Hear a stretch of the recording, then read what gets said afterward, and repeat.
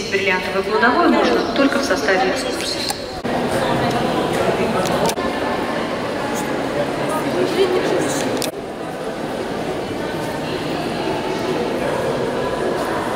Maintenant, monter les invités des tables, on va voir ce bel escalier qui a le nom d'escalier des ambassadeurs. Vous comprenez pourquoi?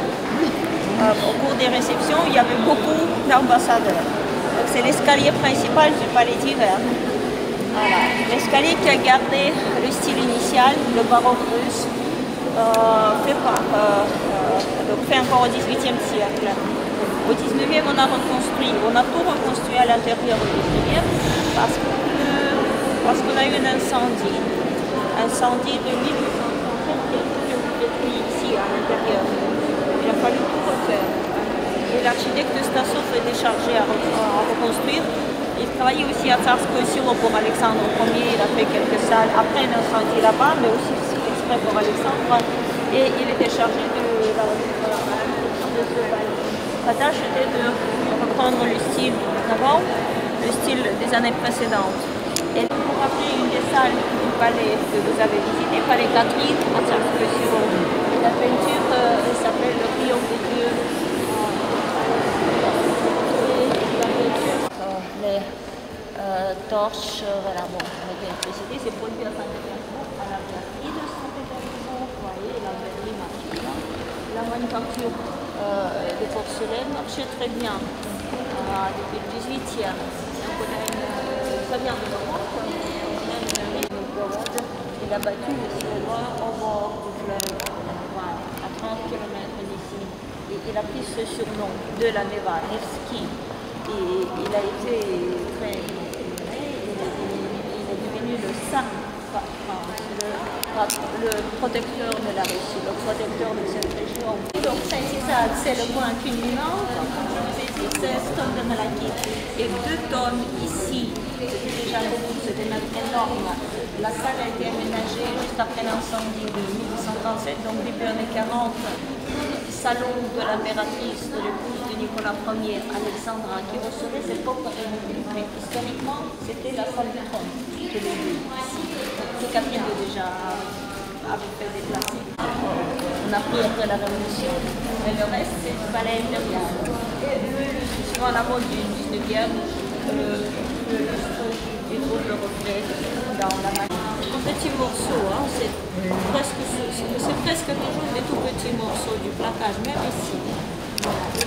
Et après, voilà, on construit ces visages que vous utilisez. Après, on avait des appartements. Là, on expose des meubles, on n'ira pas, on a autre chose plus intéressant. Donc, fin 19e, c'est déjà aménagé pour le dernier tsar, pour Nicolas II, le deuxième rococo, qui était toujours à la mode. Et ça, on met des vitrines et des stands, et alors on cache ces jolies niches avec des jolis vases et des morts. À Tsarskoye-Selo, vous avez vu des morts en bois, des figurines en bois en Palais Catherine. Ce matin, on a vu 2 morts. La lumière du jour qui passe à travers la coupole et qu'on a aménagé après l'incendie de 1837. Avant, on avait une salle sans fenêtre, comme maintenant sans fenêtre et donc sans coupole, très sombre. On est au fond du bâtiment parce que le bâtiment est très large, la tour est par là, le fleuve est là et l'extérieur c'est par là. Donc de deux côtés de ce couloir qui est aussi sombre, on expose des tapisseries européennes. On avait des appartements côté rue et côté cour.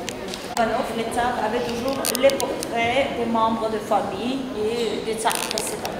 Voilà. Dans les... Le pickpocket. C'était groupie. On est revenu à l'escalier. Regardez s'il vous plaît par cette porte. L'escalier des ambassadeurs. Donc on a fait la première enfilade, un peu tournée, on est revenu. Maintenant on va faire l'autre enfilade. On est encore au palais d'hiver, qui est un très grand bâtiment. Cette deuxième enfilade commence par la salle des maréchaux. C'est le nom de cette salle. Le blason de la Russie. Tout est nettoyé, tout l'argent est nettoyé. C'est tout récent, c'est la restauration de l'année dernière. En haut des murs, on voit des scènes de bataille de la guerre du Nord. Au fond, on voit une niche avec Pierre le Grand et Minerve. Ça, c'est le portrait allégorique à Pierre le Grand et Minerve, déesse de sagesse. Le trône, pas de Pierre le Grand, mais la salle a été aménagée seulement parce que c'est le palais construit pour sa fille. Mais en son honneur, le parquet est refait dans les années 50 déjà, mais le lustre récemment.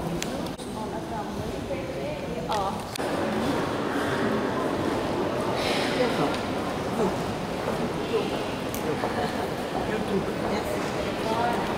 Alors, regardez s'il vous plaît, et c'était sur le passage des cérémonies religieuses depuis l'escalier vers la chapelle du palais. Donc pendant les grandes fêtes religieuses, on a ces cérémonies qui passaient par ici, qui se dirigeaient vers la chapelle. Voilà. Donc pendant ces cérémonies, les journalistes s'installaient sur le balcon. Voilà. Et pendant les repas, l'orchestre s'installait sur les parties larges du... voilà. Les fosses. Salle Alexandre, créé en l'honneur d'Alexandre Ier. Donc, voyez les reliefs. Le prénom avait été choisi. Ah, oui. Ils sont tous un cercle autour, ça y est, on ne peut plus passer. C'est des répétitions, oui. Si vous restez jusqu'au 9 mai, vous verrez jusqu'à aujourd'hui. Voilà, le deuxième, c'est la chapelle. La chapelle a été réouverte au public à la fin de l'année 14. C'est une année importante pour le musée. Cette année, on fêtait les 250 ans de la fondation du musée. Donc, on a fait beaucoup de travaux à cette occasion et on a inauguré le bâtiment. On ferme les églises, on enlève tout ce qui est objet de culte et on utilise cette salle comme une simple salle du palais, juste pour exposer, comme un local, comme je racontais pour d'autres églises, des décos, des salles de concert, salles sportives, même des piscines dans les églises, ou bien complètement démolies. Là, c'est utilisé comme une salle du musée. Je me rappelle d'avoir vu encore une expo de vitraux ici. Après, en russe, oklad, c'est couverture métallique, le décor des icônes. En bas, tout est plein. Après, c'est oklad. Souvent richement décorées. C'est les icônes les plus vénérées, les plus précieuses qui étaient souvent décorées de cette manière. Là, c'est aussi une œuvre d'art. Le dessus, c'est le clade, c'est une œuvre d'art de l'art joaillier de l'époque, fin 18. L'église, cette église a commandé l'icône après un des attentats sur Alexandre II. Après-demain, on parlera plus en détail. Alexandre II a été tué par les terroristes. Mais là où, quand ils ont réussi à le tuer, bon, ils ont réussi, mais avant ils ont essayé plusieurs fois. Et donc après une des tentatives, cette église du palais a commandé l'icône avec Alexandre. Les résidents. Les héros de la guerre patriotique, ça s'appelle la galerie des héros de 1812. Une guerre patriotique. Désolé, c'est contre vous, presque, contre Napoléon.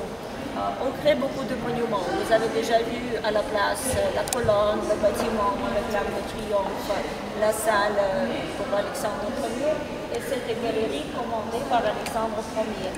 L'architecte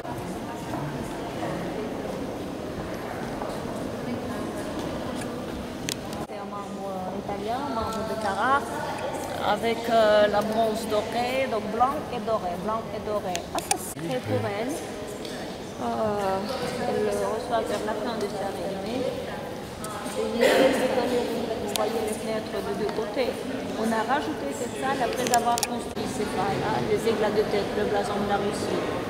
Partout par l'aigle là, près du trône, et le beau décor au centre de la salle avec des cadres de Saint-Georges.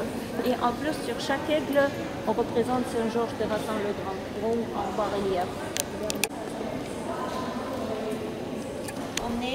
On s'est retrouvé dans le petit Ermitage, qui est un bâtiment qui flambe. Là, c'est trop compliqué. La salle, c'est bien. C'est la première salle.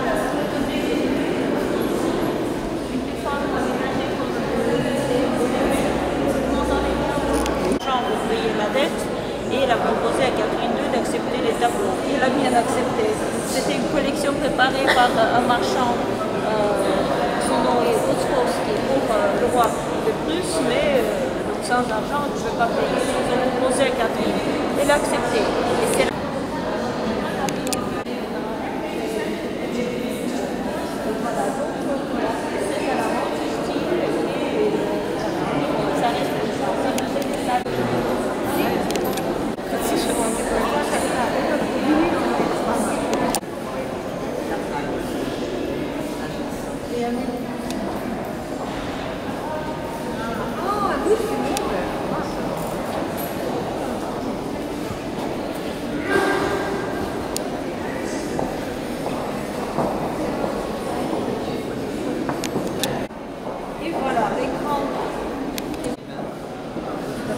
l'artiste qui avait fait l'horloge s'appelle James Cox, c'est un artiste anglais, un mécanicien anglais, au XVIIIe siècle.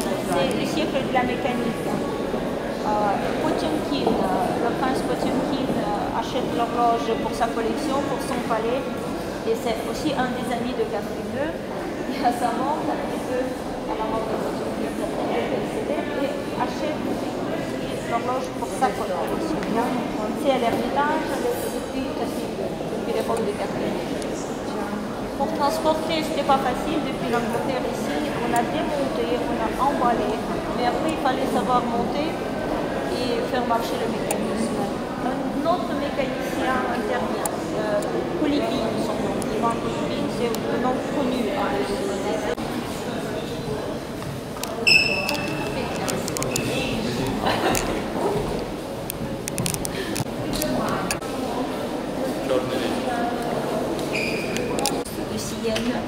Qui avait fait un diptyque de tableaux. Le sujet c'est l'Annonciation. Donc on voit la Vierge et l'Archange Gabriel. Manque, c'est un autre tableau, c'est une autre planche parce que c'est comme les icônes, c'est voilà, très médiéval. Cette partie, ils ont offert la galerie que nous avons vue, c'est la galerie de Florence. Les artistes de Florence. L'autre qui est côté court, c'est plutôt la céramique émaillée.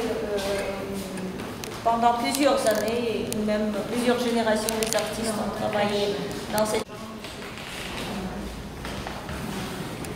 À l'enfant, de Madone à l'enfant, décore cette salle, œuvre de Léonard de Vinci d'amour, la Madone de Benoît, approchée pour voir mieux, la croix, donc c'est les gens, on le regarde souvent quand on parle de ce tableau. La Vierge est habillée suivant la mode de l'époque. Ses habits, c'est très à la mode et elle est coiffée suivant la mode de l'époque. Comme toujours. Je ne veux pas que ce soit vendu ailleurs, à l'étranger. Raphaël, d'autres Rembrandt, un Mandic, etc. C'est vraiment très riche. Après, si on est fatigué, on n'est pas les plus passionnés, on est moins intéressé. Déjà plus tard, prendre l'artiste plus tard que la première salle, avec décalage de 15 ans, très équilibré, avec beaucoup de, avec la profondeur, avec ce beau paysage et les couleurs du paysage. C'est la favorite et le nom du maître chef de l'équipe.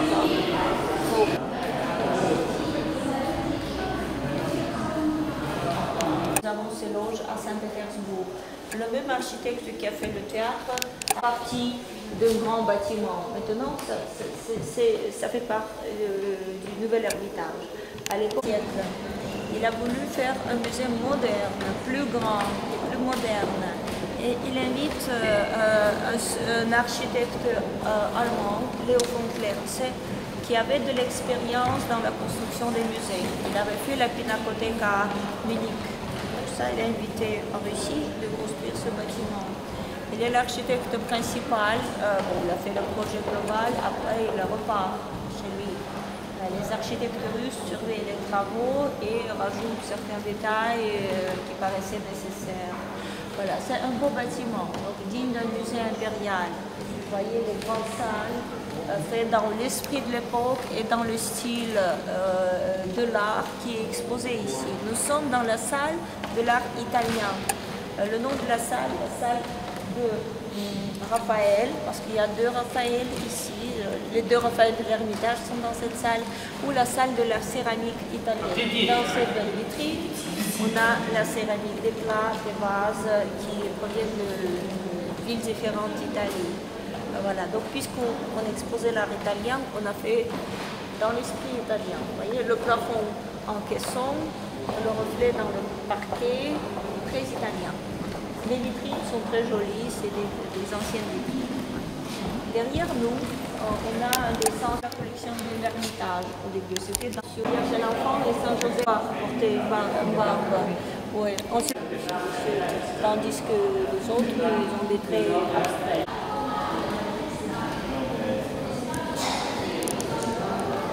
C'était fait ça devait être fait pour la chapelle des Médicis à Florence. Et après, le sculpteur change d'idée, il fait autre chose. Et alors ça reste inachevé, ça se voit, oui, c'est pas fini. Serpents, ils ont fait un décor plus intéressant que le naturel, que les veines naturelles de la pierre. Là, une espèce de fleur. Ça coûtait plus cher. Hein. Si les artistes réussissaient à faire une certaine symétrie, on le payait cher. C'était plus cher que voilà, Tiepolo, les grands tableaux c'est Tiepolo. Le tableau qui est là-bas, vous reconnaissez le paysage, c'est Venise, la place Saint-Marc. C'est le fameux Canaletto, l'artiste ville qu'on a vu de loin, mais tout à l'heure on pourrait passer. En attendant notre théâtre, vous pourrez passer les voir de près. Elles sont derrière cette porte. Ces statues sont faites en granit, cette même couleur, couleur grise, comme les colonnes à l'escalier des ambassadeurs à l'entrée du palais divin. C'est le musée privé des tsars, le musée privé de Catherine II et d'autres tsars qui ont suivi. Donc Nicolas Ier a eu l'idée d'ouvrir le musée au public, comme en Europe aussi. Voilà. Donc au début, il y avait aussi de l'art russe, qui est maintenant au musée russe. Dans les salles de l'art russe, on a les flamands maintenant. Là, derrière, c'est Vandyck et Rubens. Le nom de cette galerie, c'est la galerie d'histoire de la peinture. Et vous voyez, les murs sont richement décorés en peinture. C'est peint sur des plaques métalliques insérées sur les murs, dans le mur. Donc les murs de la salle, c'est aussi un œuvre d'art. En plus, Pétersbourg, donc il a deux sources, c'est les acquisitions des Yusupov, trois statues sont de leur collection. Et c'est aussi apporté à Saint-Pétersbourg par le prince de Lichtenberg, qui était le beau-fils de Nicolas Ier. Voilà. Il a été